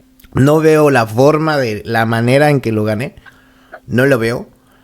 Eso es por un lado, y por el otro lado se me hace muy incongruente porque le dices a una de las mejores penalistas del país que ella te intentó convencer para que alteraras tu versión, y eso es una difamación, cabrón. O sea, eso es muy extraño que un abogado yo no puedo negar nada, ¿no? Ni afirmarlo, pero es muy extraño. Es muy extraño. ¿Por qué? Porque ya Tamara hizo la primera denuncia. Exacto. O sea, el momento en el que si partimos de la hipótesis de que esta abogada quería manipularla de alguna manera o convencerla, el primer momento es el más importante. Sí, tu denuncia inicial, porque si no, en la ratificación se van a ver la contradicción de tu declaración inicial. O sea, por eso hay una ratificación, por eso hay una muestra de pruebas, por eso hay un juicio y además, mira, Poncho, oral. tú has leído parte del expediente Chihuahua, ¿no? ¿Verdad? Lo has dicho alguna vez en tu canal. No es lo mismo que una víctima vaya a declarar a fiscalía y le pregunten, sí, le preguntan mucho y le repreguntan, que un abogado prepare durante meses una denuncia. No es lo mismo. Claro. No es lo mismo. Claro. En el juzgado la gente se cansa, tú estás ahí 3 horas, el fiscal se quiere ir a comer, tendrá a su hija, a su hijo, tendrá un partido de fútbol y la gente se tiene que ir a comer. El abogado al que pagas o no pagas, o se compromete, te trabaja durante varios meses a hacer una denuncia que luego tú firmas o deberías de firmar y se presenta. Y las denuncias escritas por los abogados y firmadas por las víctimas son mucho más meticulosas. Por supuesto. Y más en un caso tan importante o con tanta relevancia internacional y además con tantos años que han pasado, ¿no? O sea, no creo yo que Olivia Rubio haya hecho una denuncia de 3 páginas diciendo que fue secuestrada por Sergio Andrade y que luego se fue y salió corriendo y se intentó suicidar. Sí, o sea, que se teletransportó, güey, y que llegó y dijo, no, ¿por qué? Porque no creo yo que esta abogada ni ningún otro quiere hacer una cosa de secuestro que no es de un pequeño hurto, de un radiocassette, de un CD o de un iPod o de un celular, que comparado con un delito de secuestro. Habrá seguramente hecho una denuncia muy bien trabajada, muy pormenorizada, y por lo tanto, si se presentó, entiendo que se presentó, así lo ha dicho Tamara Zúñiga, pues lo que hicieras luego en fiscalía serían 4 matices muy pequeños. Claro, por supuesto. O sea, porque la primera denuncia tú estabas consciente de lo que estaba plasmado en ese documento, en ese papel que estabas entregando a la fiscalía. Y como tú lo dices bien claramente, o sea, lo segundo son los matices que tú puedas llegar a cambiar de tu primera declaración, que puede ser, ay, es que se me olvidó esto, o a lo mejor no eran las 10, eran las 9:30. Pero, sí. pero si tú cambias mucho tu declaración inicial, pues caes en contradicciones y seguramente eso te va a pesar con el juez de control. Yo no he visto la denuncia, ojalá tuviera algún día, o Tamara pudiera explicarla qué es lo que hizo en la denuncia, ojalá que sí, y pudiéramos leerla, porque Tamara en esa denuncia ha tenido que decir, obligatoriamente, si su abogada, entiendo que ha hecho bien las cosas, es desde el principio hasta el fin. Claro. Quién me llamó, quién me llevó, cuando llegué ahí, quién estaba. Claro. Es que, porque si no, tú no puedes explicar un secuestro. Entonces, lo que me llama la atención de Tamara, que con todos los respetos, es que, y ahí te doy la razón, es que no depende de la percepción de la víctima de quién es autor o copartícipe en un procedimiento judicial, sino de quién, del juez que va a condenar, bueno, primero del fiscal y luego del juez. Sí, exacto. El fiscal va a judicializar. Pero el tema es que yo, en este punto, después de tantas declaraciones, porque, por ejemplo, si sales tú y dices, a ver, cuando yo era pequeña, yo salí y yo denuncié y dije que Gloria era pedo. O sea, fila, ¿no? Pero es que no puedo decir esa palabra completa en YouTube. Yo lo denuncié. Tú no puedes, pero yo sí. No, le pongo un sonín. Yo digo agresión sexual porque... No te preocupes, no pasa nada. Perdón. Pero, por ejemplo, esas palabras como pedo, no la puedo decir o la omito, ¿no? Pero bueno, llegas y dices a los 15 años de edad, no, la señora me hizo esto y esto y esto y esto y esto y ella también es culpable y es una mierda y así te mantienes en esa versión, en esa postura durante años y ahora vienes a decir que todo lo que dijiste de niña era mentira. Entonces, eso es vuelvo a la misma, yo no creo que Tamara gane el caso de México. Lo tiene muy difícil, ya, ojalá lo gane, porque mira, si lo gana Tamara o se inicia un expediente ya formalizado ante el juez de control, las demás víctimas podrían utilizar la misma vía porque, conforme he explicado anteriormente, ese concepto de detención ilegal no es completo o digamos estricto en el caso de Tamara Zúñiga, porque tuvo épocas de libertad en la que había alguien custodiando, pero no con un arma, así ya fácilmente podía salir, ¿no? Por decirlo, no es una detención o secuestro violento, continuamente encerrada con lo típico de las películas, ¿no? Y eso mismo le podría servir a las demás víctimas, o sea, es decir, que lo que pueda ser positivo para Tamara lo podrían utilizar las demás víctimas. Pero también hay un dato muy interesante. ¿Por qué las demás víctimas no han denunciado penalmente en México? Seguramente porque vieron muy pocas oportunidades. Y cuando se abrió la ventana de prescripción en California, que son muy inteligentes en California, hay que decirlo, porque lo de California es un hito histórico que alguien pueda llevar civilmente una agresión sexual después de prescribirse civil y penalmente. Sí. Abriendo esa ventana de prescripción. Ojo, eso en México se podría hacer y se podría hacer en otros países. Eso que recomiendo. Eso sería, y yo siempre lo he dicho, o sea, ¿por qué en México no se hace o no se sigue el ejemplo de California? ¿Por qué no se sigue el ejemplo de California?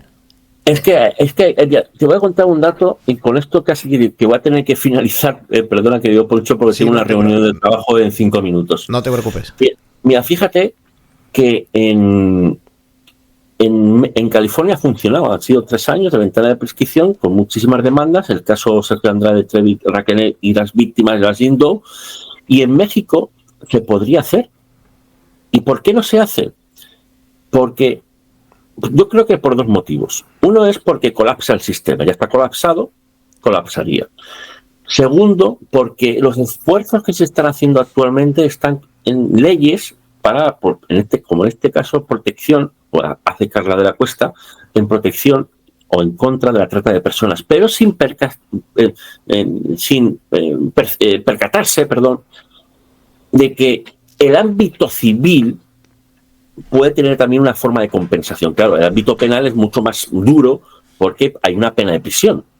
Pero ojo, simbólicamente hablando, es decir, como derecho simbólico, el que gane la Jane Doe en California va a ser simbólicamente igual que si fuese Sergio Andrade o Raquel o Gloria Trevi fuese en la prisión. Porque el tema de la prisión realmente hoy en día, después de tantos años, va perdiendo sentido la prisión, porque no vas a conseguir nada con eso. Claro. La pena de prisión, tanto en la Constitución mexicana como española, tiene un fin de resocialización de los culpables. Después de casi 30 años, 25 años, no vas a cambiar a nadie. Claro. Vale. Entonces, como derecho simbólico, el derecho civil, que es los americanos son muy listos para eso, abrió la ventana de prescripción. Por lo tanto, otra posibilidad, más allá de la que tú propusiste, que está muy bien también, la de la carta a la presidenta Sheinbaum, y que ella también, como poder ejecutivo y legislativo en parte, promueva una ventana de prescripción también. Como en California. Como en California. ¿Crees que ganen las Jane Doe en California? Ya para que despedirnos. Mira, yo te voy a decir de opinión profesional. Depende mucho de cuán unidas estén esas Jane Doe con las demás testigos en las pruebas que puedan aportar alrededor de su testimonio. Es decir, claro, depende todo de la prueba. Ojo, porque la otra parte intuyo que está siendo muy hábil, que es no hablar. Eso lo he dicho yo siempre. Esa señora no sale a hablar porque todo lo que diga le va a afectar. Y por eso se ha hermetizado muchísimo. O sea, ella manda chalanes. No lo hace ella. Y eso, desde hace mucho tiempo, Gloria Trevi no sale a dar una entrevista. Claro, y solo fíjate un dato. O sea, parece ser que hay 4 Jane Doe, ¿de acuerdo? Otras testigos que seguramente las ayuden, por lo que intuyo. Entonces hay que ver en qué grado corroboran la versión de las testigos y otros testigos masculinos, la versión de las Jane Doe. Pero ojo, con eso no es suficiente, porque si no, bastaría con que 4 o 5 nos juntásemos, 2 denunciasen, claro. Y venga, yo traigo 2 testigos. No, es que eso hay que corroborarlo con otras pruebas. Es que otros testigos que no tuvieran nada que ver con el caso, que vieron, que dejaron de ver, médicos, yo sé, 1000 cosas. Esa parte es la parte difícil, ¿de acuerdo? Claro, las pruebas. Las pruebas. ¿Qué sucede? Que quien acusa, tanto penalmente como civilmente, tiene la obligación de demostrarlo, ¿no? La carga de la prueba que se llama. Entonces, en principio, la parte demandada, sobre todo Gloria y Raquel, lo tienen más fácil en principio que la Jane Doe. Lo tienen más fácil en principio. Y máxime si no hablan. No quiere decir que yo anime a mis clientes a no hablar, porque hay veces que las víctimas tienen, como no, necesidad de hablar y expresar públicamente su caso, pero tienen que estar, en mi opinión, muy bien asesoradas. Y no digo que no estén ahora, digo que tienen que tener mucho cuidado con lo que dicen y cómo lo dicen. Sí, yo pienso, la verdad, pienso que puede haber una ventana de posibilidades. Es un juicio civil, es económico, enteramente lo de California. Lo de TV Azteca, que es en octubre del próximo año, obviamente eso es una locura. Obviamente no le va a ganar a TV Azteca. Es una bestialidad. Está pidiendo $180 millones por una difamación. Es una tontería. Igual que las denuncias que están volando ahí en las redes sociales y en YouTube y todo, son una tontería. A mí me da que lo único que va a conseguir, esto ya es una opinión simplemente por hablar, ¿no? Si una televisión paga a una víctima para exponer su caso, no quiere decir que la esté obligando a mentir. O sea, ¿cuántas personas? Quiero decir, el que pague la televisora a las chicas en aquel momento, o en aquel momento que las pagase, no me interesa, es decir, no es relevante. Otra cosa es que se impusiese la obligación de mentir, cosa que no creo que esté firmada en ningún lado. Hay igualmente, en contra de lo que he dicho en el caso de California, en el caso de TV Azteca, no creo que Gloria Trevi gane, pero bueno, habrá que esperar. Bueno, yo no creo, la verdad, que gane contra TV Azteca. Yo creo que por ahí puede perder 1 o 2 juicios en California. Y lo de Tamara lo veo completamente inviable. No va a proceder, no va a ganar. Muy difícil, pero lo que decía antes, es muy difícil, pero si echase para adelante el caso, ojo que las demás, Jane Doe o otras chicas, podrían aprovecharse de ciertas interpretaciones también para reabrirlo. Sí, claro. 30 años de prescripción. Pero eso sería bueno si no salieras a YouTube a contradecirte todo el tiempo, ¿verdad? Y no salieras en YouTube a decirle a tu equipo jurídico y echarte encima a un equipo jurídico que son de los penalistas más picudos de México. No me hace más muy buena estrategia y no creo que haya sido algo necesario para hablar propiamente. O sea, no le encuentro sentido como para qué lo dices. A mí me parece que la clave es saber qué dijo en aquella primera denuncia, porque ahí sabríamos, si tuviéramos esa primera denuncia, sabríamos si ya sin querer a lo mejor estaba incriminando a Gloria Trevi, a Sergio, es que va de default. Va de default. Va de default. Pero vosotros que sois buenos investigadores, os animo a que claro, esa denuncia pues no, lógicamente no se debería de tener acceso, ¿no? Lo que argumenta la abogada Olivia Rubio es que ellos se dejan de representar a Tamara porque Tamara quería contar su historia a su forma y no quería contar la historia como tenía que ser, y que ellos como equipo jurídico no estaban de acuerdo y que por eso desistían representarla. Eso es lo que dice la abogada. Yo me imagino que esto es precisamente la ratificación de declaración. Ya. Pero bueno, al final es eso. Amigo, yo te agradezco muchísimo que hayas venido al canal. Nos faltó a lo mejor tiempo para poder hablar tantas cosas. Pero tenemos toda la vida por delante, ¿eh? Poncho. Por supuesto, por supuesto. Y pues yo infinitamente agradecido, amigo. Qué bueno que igualmente, de verdad compartir que sí, pues tu experiencia en este tema sectario y en este tema jurídico. Pues, muchas gracias a ti. Te mando un fuerte abrazo, mi querido amigo. Pues ahí estamos. Muchas gracias, verdad, y a toda tu audiencia, y ojalá nos podamos ver nuevamente en tu canal o en persona. Yo voy a estar en México dentro de unos días por ahí, o sea que a lo mejor hasta coincidimos, y bueno, y de verdad que muchísimas gracias por todo tu cariño y respeto en cuanto a las preguntas que me has formulado, y también la presentación y un poco por toda la charla, que ha sido muy amena. Muchas gracias, de verdad, y nos vemos pronto. Gracias. Bueno, pues si te gustó mi contenido, regálame un like y suscríbete a mi canal y apriétale a la campanita para que YouTube te notifique. Nos vemos a la próxima. Muchas gracias por su atención.